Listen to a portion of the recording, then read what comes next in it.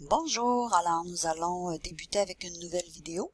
Nous allons apprendre à insérer un word art ainsi qu'un smart art. Alors, au tout début, on va commencer par insérer un word art. Alors, j'ai repris un petit texte avec des puces et numéros que j'avais déjà tapé dans une autre vidéo. Alors, ce que je vais faire, c'est que je vais me placer sur le ici. Je vais faire Enter. Alors, puis je vais venir par la suite insérer mon word art. Alors, je vais faire quelques retours pour pas être collé à mon texte. Donc, c'est important. Je vais en faire 4 pour l'instant, puis on verra là tantôt qu'est-ce qui se passe avec ça.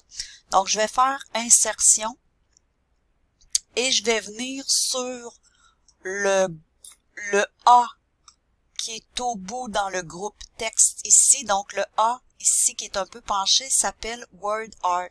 Et je vais cliquer ici. Alors, je prends word art et je vais prendre n'importe lequel là, des A qui est là. Donc, supposons que je prends celui-ci. Donc, ensuite, il me demande de taper mon texte. Alors, je vais taper mon texte ici. Alors, je vais taper en cliquant dans ma zone, passé, présent, futur.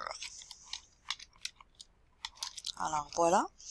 Et si je veux placer ce texte-là au centre, je vais le cliquer encore et je vais placer ma souris ici sur un des rebords. Ensuite, je vais déplacer vers la droite et vous allez voir, quand il y a une barre verte qui va arriver au centre, ça veut dire que je suis parfaitement au centre. Alors, je relâche et je suis parfaitement au centre. Alors, je vais vous montrer comment on peut aussi donner une espèce de courbe à notre word art. Alors, je sélectionne ici, je m'excuse. Et je vais venir ici dans le groupe style word art. Donc, il faut absolument que votre word art soit sélectionné pour avoir ici les outils de dessin qui apparaissent avec les styles word art. Alors, on va venir dans effet de texte. Sur la petite pointe de flèche, on va sélectionner transformer. Et vous pouvez choisir là, celui qui vous plaît, c'est pas tellement important. Supposons que je prends celui-là ici, alors je vais avoir une petite, ça s'appelle chevron bas. Alors je vais avoir une petite courbe justement dans mon titre. Alors si je sélectionne celui-là, voilà. Passé, présent, futur. Alors ça fait joli dans un document si jamais vous avez besoin de ce genre de choses-là ou d'avoir un titre qui est plus original. Ensuite de ça, on va maintenant ajouter notre Smart Art. Alors, le Smart Art, j'aimerais l'insérer au bas de mon document. Alors, je vais commencer par faire ici Insertion. Donc, Insertion. Et je vais venir ensuite choisir Smart Art.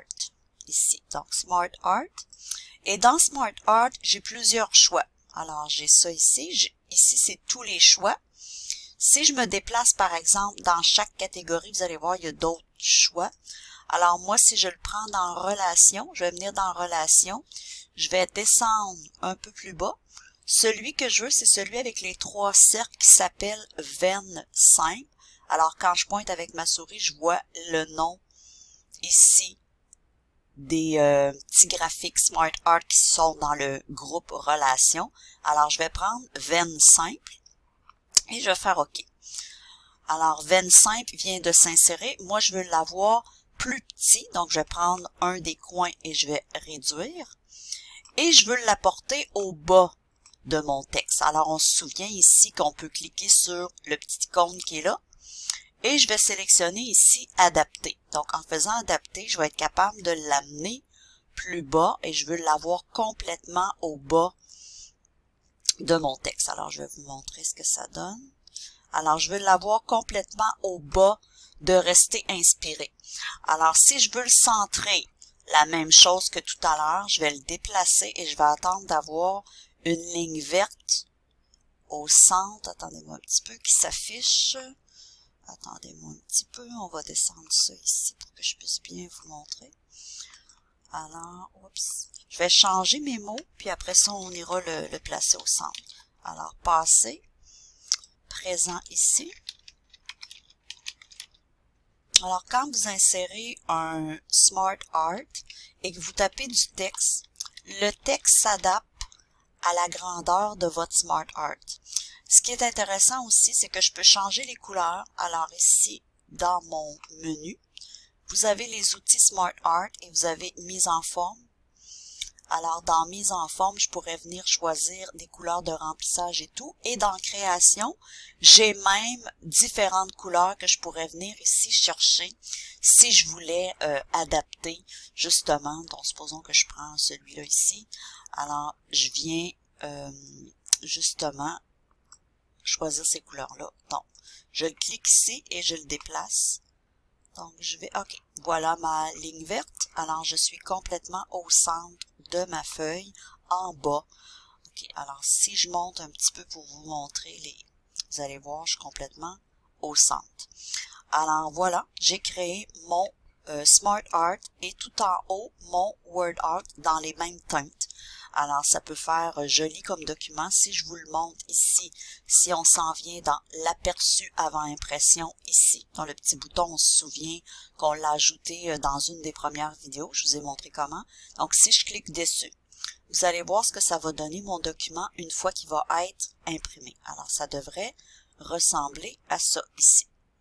Voilà. Alors, si je descends comme ça, donc ça devrait ressembler à ça. Voilà.